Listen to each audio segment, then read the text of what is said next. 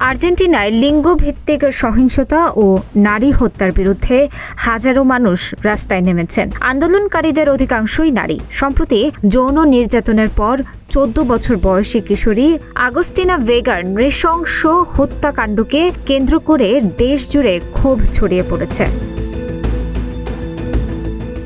প্রাথমিক ময়নাতদন্তের তথ্যে জানা যায়, গত 23 মে মধ্যাঞ্চলীয় শহরে মায়ের জন্য উপহার নিতে পরিচিত এক ব্যক্তির বাড়িতে গিয়েছিল আগস্তিনা। সেখানে তাকে যৌন নির্যাতনের পর ফাঁসিতে ঝুলিয়ে হত্যা করা হয়। পরে তার মরদেহ খণ্ডিত অবস্থায় একটি ড্রেনেজ খালে উদ্ধার করা হয় নিখোঁজ হওয়ার 1 সপ্তাহ পর।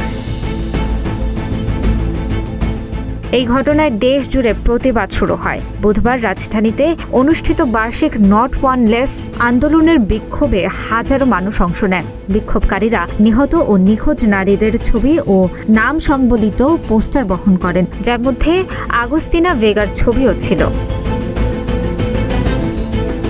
প্রতিবাদকারীরা নারীর প্রতি সহিংসতা রোধে কার্যকর সরকারি নীতি গ্রহণের দাবি জানান এবং সরকারের ভূমিকার সমালোচনা করেন। একই সঙ্গে তারা সরকারের বিরুদ্ধে নারী নিরাপত্তা নিশ্চিত করতে ব্যর্থ হওয়ার অভিযোগ তোলেন।